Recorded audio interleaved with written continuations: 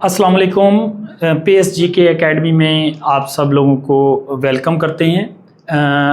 Punjab enforcement officer PRA Punjab revenue authority में जो 199 बेटा सीट्स आई हैं, 199 जो सीट्स हैं उसमें 50% GK से रिलेटेड है और 50% जो है वो सेल टैक्स, फाइनेंस और अकाउंटेंसी से रिलेटेड है।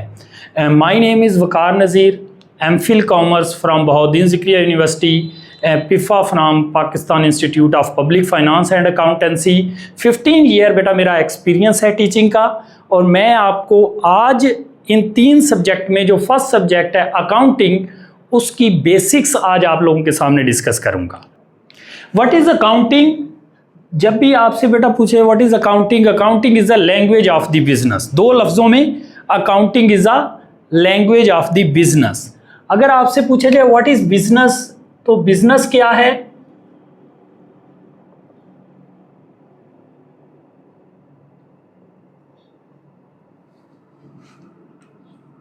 Any legal activity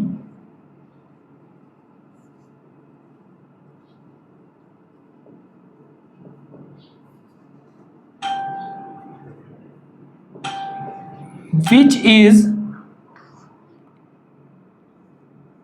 undertaken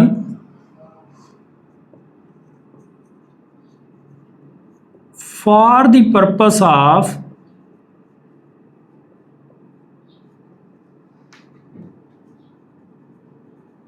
earning profit।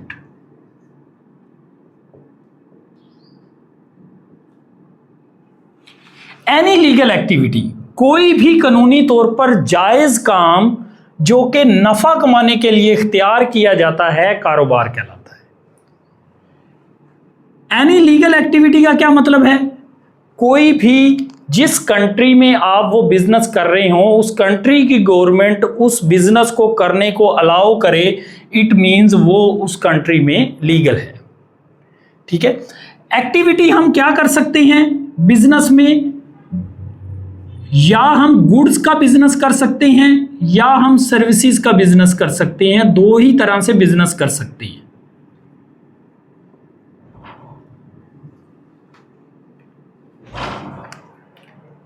Services mean जब हम कोई भी इनटेंजिबल प्रोडक्ट देते हैं तो उसको सर्विसेज बोलते हैं। जब हम कोई भी टेंजिबल प्रोडक्ट सेल करते हैं उसको गुड्स बोलते हैं। जैसे कि जिसकी कोई फिजिकल एग्जिस्टेंस हो। टेंजिबल मीन्स जिसकी कोई फिजिकल एग्जिस्टेंस हो, और इनटेंजिबल जिसकी कोई फिजिकल एग्जिस्टेंस ना हो।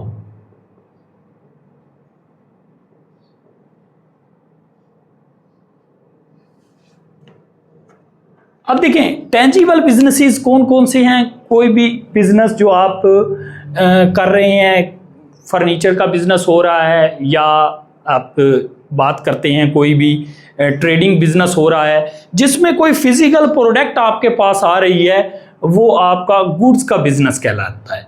सर्विसेज में जैसे हेयर ड्रेसर, ब्यूटी पार्लर, ठीक है, कॉलेज, यूनिवर्सिटीज, हॉस्पिटल्स, ठीक है, ये तमाम लोग क्या कर रहे हैं? सर्विसेज। बैंक भी सर्विसेज दे रहा है, इंश्योरेंस कंपनीज भी सर्विसेज दे रही हैं। तो ये तमाम बिजनेसेस जिसमें आप फिजिकल कोई चीज़ नहीं लेके आते, जिसमें कोई आप खिदमात लेके आ रहे हैं, वो आपके सर्विसेज बिजनेस में आ जाता है।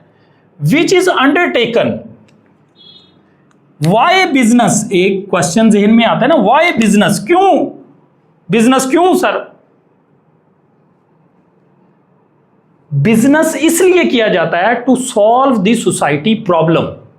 लोगों की प्रॉब्लम को सॉल्व करने के लिए बिजनेस किया जाता है। अब वो प्रॉब्लम्स 2 तरह की हैं लोगों की।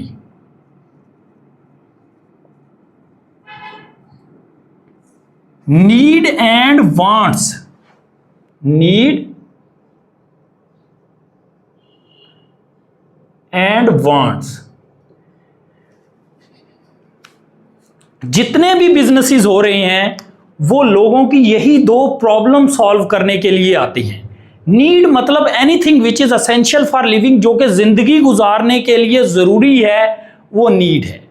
जैसे कि क्लॉथ, कपड़ा ज़रूरी है, फूड ज़रूरी है, ठीक है, ये चीज़ें ज़िंदगी गुजारने के लिए ज़रूरी हैं। अब जैसे कि मोबाइल भी एक नीड बन चुका है, लेकिन वांट क्या है कि 15 प्रो मैक्स हो या एप्पल का अच्छा फ़ोन हो।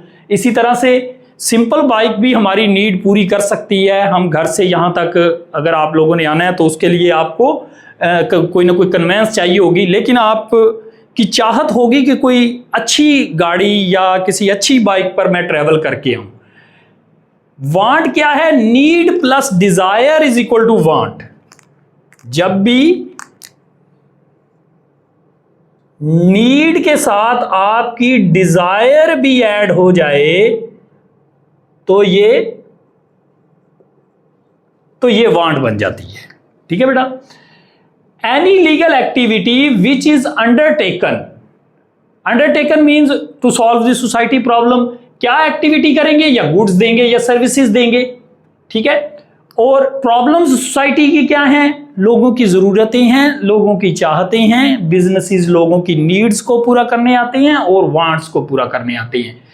Eight the end purpose of business is to earn profit. Ultimate business का नेट जो गोल होता है वो होता है प्रॉफिट कमाना। कोई भी अगर कोई चीज फ्री में प्रोवाइड कर रहा है या खैरात कर रहा है या चैरिटी कर रहा है, वो कभी भी बिजनेस में नहीं आएगा जब तक कि उसका अल्टीमेट गोल प्रॉफिट कमाना ना हो, तो वो बिजनेस नहीं कहलाएगा। ये बेटा बिजनेस को हमने डिटेल से डिस्कस कर लिया। What is accounting? वो तो हम दो लफ्जों में कहेंगे, accounting is a language of the business.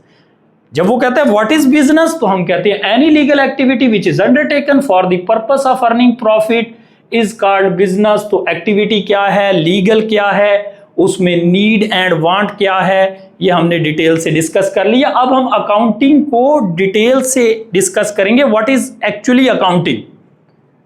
तो मैं इसे रफ कर रहा हूं।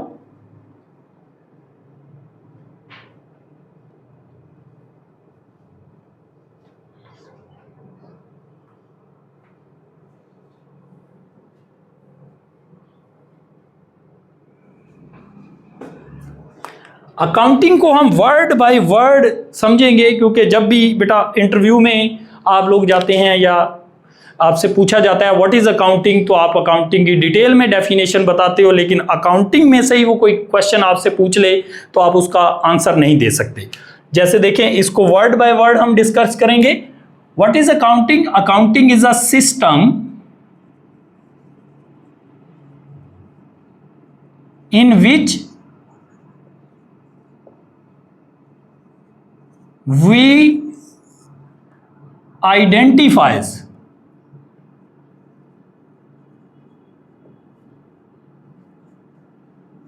record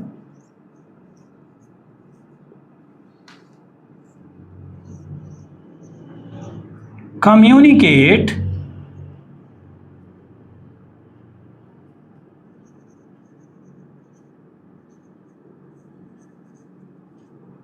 that information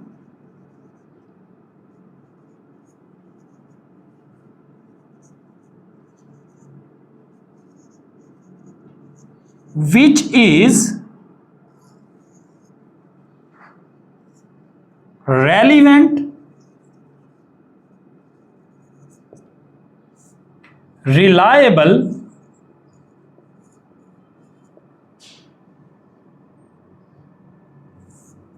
help user to make better decisions।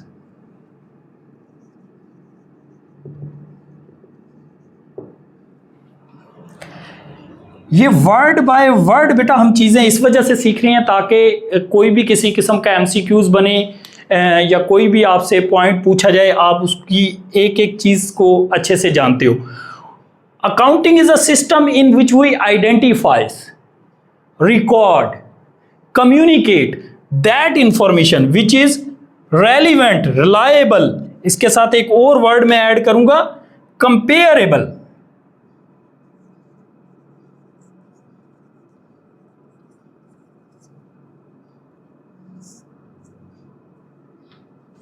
help users to make better decision. Accounting is a system in which we identifies, जिसमें हम जांचते हैं, हम परखते हैं what to record, what not to record, क्या बिजनेस में record करना है, क्या रिकॉर्ड नहीं करना. If that information which we receive through the communication is relevant to our business, तो हम उसको रिकॉर्ड करेंगे, अदरवाइज हम उसको रिकॉर्ड नहीं करेंगे. जैसे कि एग्जाम्पल मैं आपको देता हूं कि आप जॉब कर रहे हैं एक रेस्टोरेंट बिजनेस में, ठीक है, तो वहां पर एक एम्प्लॉई आता है, वो कहता है जी आज मैं रिक्शे से आया हूं और रिक्शा ड्राइवर को मैंने 100 रुपीज दिए हैं, क्या आप उस के वो 100 रुपीज जो उसने रिक्शा ड्राइवर को दिए हैं अपनी रेस्टोरेंट बिजनेस में रिकॉर्ड करेंगे, यस या नो? सिंपल नो, क्योंकि आपने आइडेंटिफाई कर लिया कि वो उसकी पर्सनल ट्रांजैक्शन है, जो उसने रिक्शे वाले को पैसे दिए हैं उसका हमारे रेस्टोरेंट के बिजनेस से कोई ताल्लुक नहीं है. चूंकि वो हमारे बिजनेस से रेलिवेंट नहीं है, हम इसलिए उसको रिकॉर्ड नहीं करेंगे. जैसे वो एम्प्लॉई आ गया तो मैनेजर उसे कहता है कि 15 रुपीज ले लें या 3000 ले लें और जाके एक टेबल लेके आए और लाके यहां रेस्टोरेंट में रखें. Do you record this transaction, yes और नो? यस, क्योंकि अब ये ट्रांजैक्शन डायरेक्टली रिलेट कर रही है रेस्टोरेंट बिजनेस से. आपने आइडेंटिफाई किया कि ये ट्रांजैक्शन रेलिवेंट है हमारे रेस्टोरेंट बिजनेस से, आपने कहा रिकॉर्ड करेंगे, यस, ठीक है. अब वाई अकाउंटिंग, क्योंकि हमने इस पर रिलाय करना होता है, हमने इसी पे रिलाय करना होता है. हम कंपेयर करते हैं अपने रिकॉर्ड को अपने पास्ट रिकॉर्ड के साथ, अपने रिकॉर्ड को अपने कंपेटिटर के साथ. ऐसा वो क्या कर रहा है और ऐसा हम क्या नहीं कर रहे. हम अपने रिकॉर्ड को अपने कंपेटिटर के साथ कंपेयर करते हैं, अपने रिकॉर्ड को अपने पास्ट के साथ कंपेयर करते हैं. लास्ट ईयर हमारी सेल कितनी थी, उससे पहले कितनी थी, ठीक है, फिर प्रॉफिट इस साल कम क्यों हुआ, इस साल कौन से ऐसे इररेलेवेंट एक्सपेंडिचर हमने कर दिए जो नहीं करने चाहिए थे, कौन सी ऐसी मार्केटिंग उस टाइम हमने बेहतर की थी जो नहीं करनी चाहिए, जो करनी चाहिए थी इस साल नहीं हुई. तो हम ये चीज़ें अपने पास्ट के साथ कंपेयर कर सकते हैं, अपने कंपेटिटर के साथ कंपेयर कर सकते हैं जब ये रिलायबल रिकॉर्ड होगा. मतलब एक्चुअली हमने अकाउंटिंग प्रिंसिपल्स को फॉलो करके अगर अकाउंटिंग रिकॉर्ड मेंटेन किया है, हम इसको कंपेयर कर सकते हैं. कौन कंपेयर करेगा? यूजर. यूजर कौन है? इन्वेस्टर, जो बिजनेस में पैसा लगाता है. यूजर कौन है? क्रेडिटर, जिसने आपके बिजनेस को लोन देना है, ठीक है. Help users to make better decisions, investor को ये फ्यूचर में डिसीजन करने में मदद मिलेगी कि क्या इस कंपनी में हमें मजीद पैसा लगाना चाहिए. क्रेडिटर को पता चलेगा कि हमें क्या इस कंपनी को लोन देना चाहिए या नहीं देना चाहिए. ये सारा बेटा अकाउंटेंसी का एक पर्पस है. अकाउंटिंग का दोबारा डेफिनेशन बता रहा हूं, accounting is a system in which we identifies, record, communicate. जो इंफॉर्मेशन कम्युनिकेशन बातचीत से आएगी, अगर वो रेलिवेंट है आपके बिजनेस से, आपने उसे रिकॉर्ड करना है, अदरवाइज उसे रिकॉर्ड नहीं करना.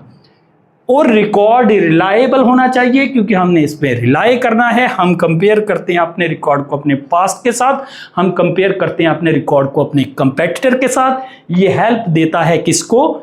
इन्वेस्टर को, बिजनेसमैन को, जिसने बिजनेस किया है, जिसने पैसा लगाया है, ताकि पास्ट में जो गलतियां हो गई उससे सीखकर फ्यूचर में बेहतर डिसीजन मेकिंग कर सके. ठीक है बेटा. अब हम अकाउंटिंग की बेसिक्स थोड़ी सी डिस्कस करते हैं. बेसिक अकाउंटिंग इक्वेशन पर हम डिस्कस करते हैं, इसको आप नोट कर लें.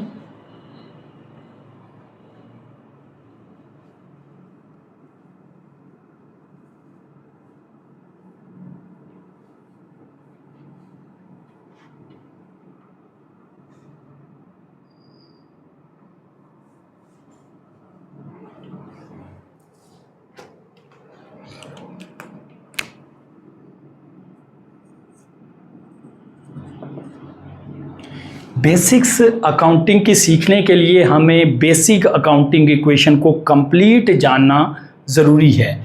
Basic accounting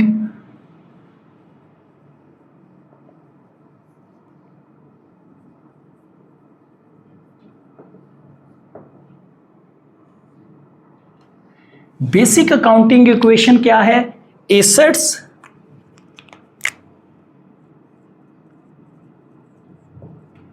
is equal to liabilities plus owners equity।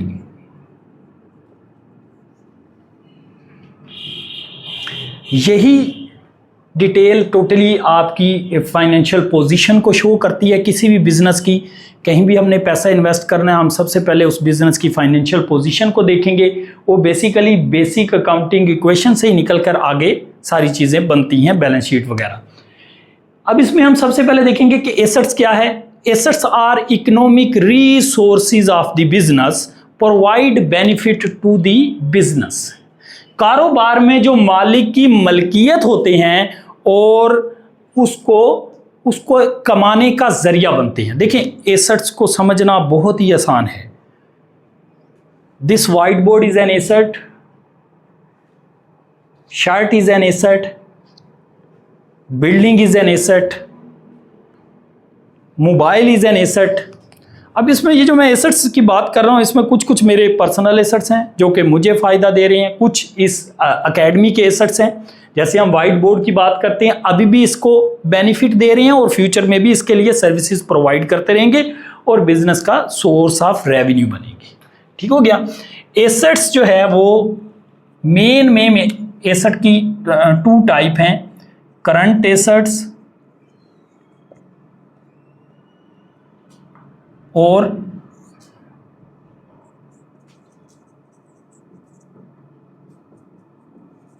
Fixed assets.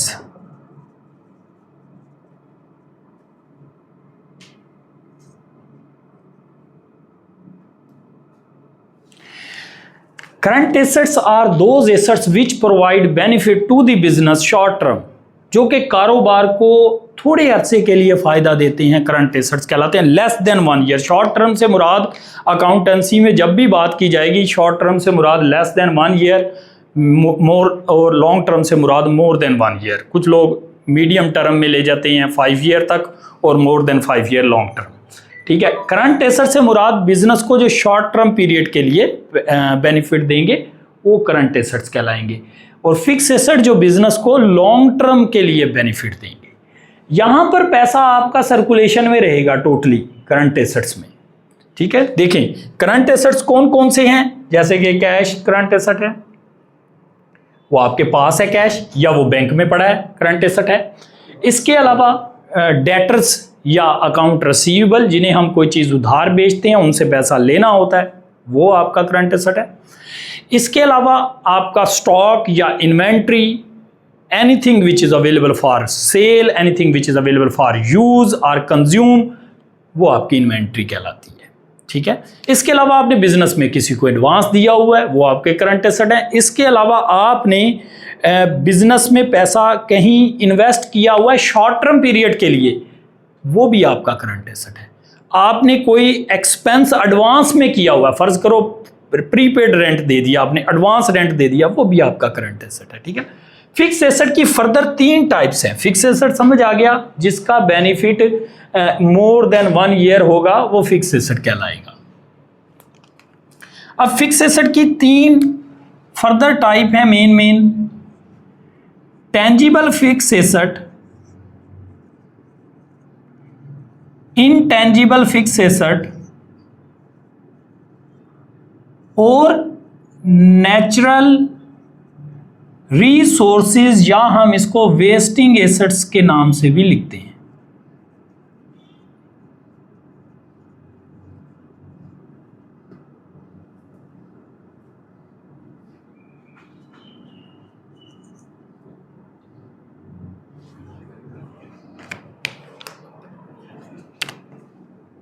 Tangible fixed asset are those assets which has some physical existence जिसका कोई मादी वजूद है वो टेंजिबल फिक्स एसेट कहलाता है। जैसे कि land, building, furniture, equipment, plant and machinery, ये तमाम एग्जाम्पल्स हैं टेंजिबल फिक्स एसेट्स की।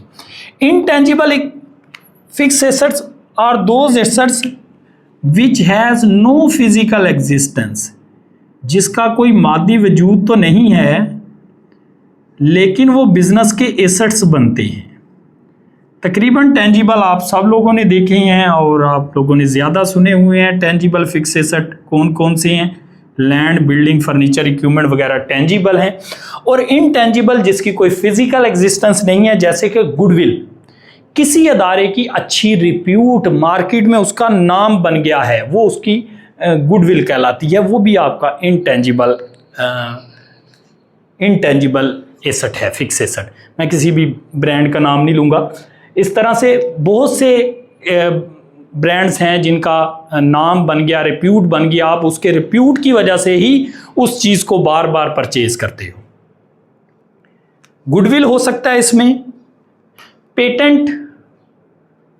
पेटेंट क्या होता है? कोई सीक्रेट इन्वेंशन या कोई फार्मूला जो कि आपने इन्वेंट किया, कोई डिज़ाइन जो कि आपने बनाया है, आपने उसका पेटेंट करवा लिया है, तो वो आपका सोर्स ऑफ रेवेन्यू बनेगा।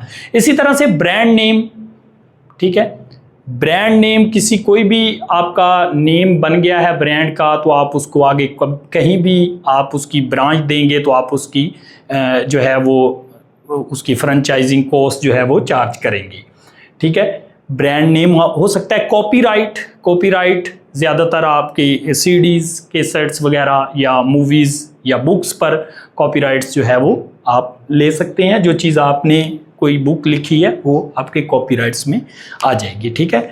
Goodwill, patents, copyright, brand name, trademark, ठीक है। ट्रेडमार्क, कोई लोगो, वो भी आपका टेंजिबल फिक्स एसेट। इसकी मैं आपको एग्जांपल दे देता हूँ। जैसे कि आपने अपने सामने आईफोन बनवाया, बनते हुए देखा, जो कि ओरिजिनली कंपनी ने बनाया है, उसकी बैक पर वो एप्पल की लोगो नहीं लगाते, तो आप कभी भी आप उसको वो पेमेंट नहीं दोगे। बेशक वो जेन्युइन है, आपके सामने ओरिजिनल बना है, वो आप उसको नहीं पे करेंगे, क्योंकि उसके वो कटे हुए सेब की भी अपनी वैल्यू और वर्थ है, वही उसका ट्रेडमार्क है। इसी तरह से तमाम ब्रांड्स का ट्रेडमार्क होता है। ये इनटेंजिबल एसेट्स हैं जो कि बिजनेस के long term source of revenue बनते हैं। इसी तरह से वेस्टिंग एसेट्स या नेचुरल सोर्सेज, कोई भी जो कुदरती ज़राए से आपको हासिल हुआ हो, वो गोल्ड हो सकता है, कॉपर हो सकता है, सिल्वर, मिनरल्स हो सकते हैं, वो आपके बिजनेस के एसेट्स बन सकते हैं।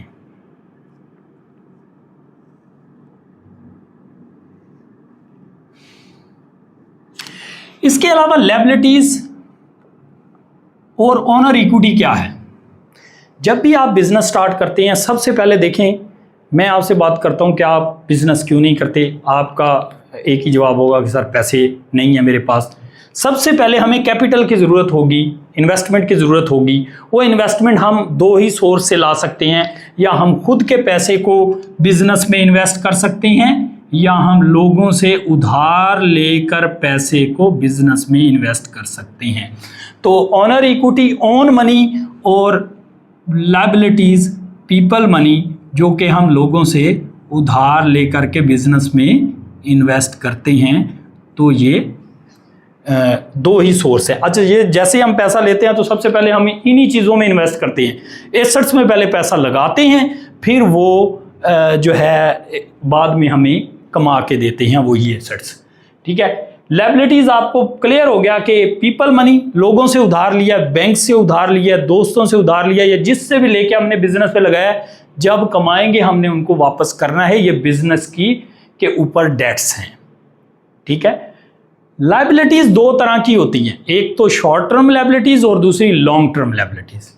Short term are those liabilities which pay within the दी 1 year, not later than 1 year. 1 साल के अंदर अंदर अदा करनी है, शॉर्ट टर्म लायबिलिटीज कहलाती हैं। जो कि 1 साल के बाद अदा करनी है, वो लॉन्ग टर्म लायबिलिटीज कहलाती हैं। जैसे कि क्रेडिटर्स, अकाउंट पेबल, जिनसे हमने कोई चीज़ उधार खरीदी है, उसको पैसा देना है, वो रिटर्न में आ जाएगा, तो नोट पेबल या उसके अलावा बिल पेबल बन जाएगा।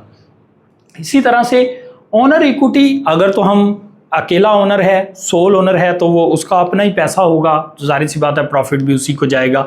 अगर पार्टनरशिप है तो ज़्यादा से ज़्यादा जो है वो उसमें 2 मेंबर्स, कम से कम 2 और ज़्यादा से ज़्यादा, अगर आप बैंकिंग सेक्टर में जाएंगे तो 10 मेंबर्स होंगे, अगर आप बैंकिंग से हट के बिजनेस करेंगे तो उसमें 20 मेंबर्स होंगे। ठीक है, अगर हम कंपनी की तरफ जाते हैं तो फिर उसमें शेयर होल्डर्स का कैपिटल होगा, फिर उसमें ओनर्स का कैपिटल नहीं होगा, फिर उसमें बहुत से शेयर होल्डर्स का कैपिटल होगा। अब शेयर होल्डर्स के कैपिटल की हम बात करते हैं तो उसमें डिफरेंट लोगों का जाहिर सी बात है उसमें पैसा होगा। ठीक है बेटा, ये आज का हमारा लेक्चर था जिसमें हमने बेसिक्स सीखी, अकाउंटिंग क्या है, बिजनेस क्या है, उसको डिटेल से डिस्कस किया। अकाउंटिंग की बेसिक अकाउंटिंग इक्वेशन के हवाले से हमने बेसिक्स कुछ कवर की हैं।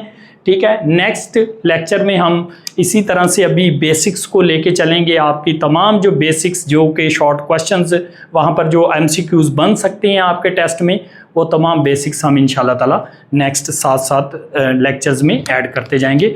Thank you very much.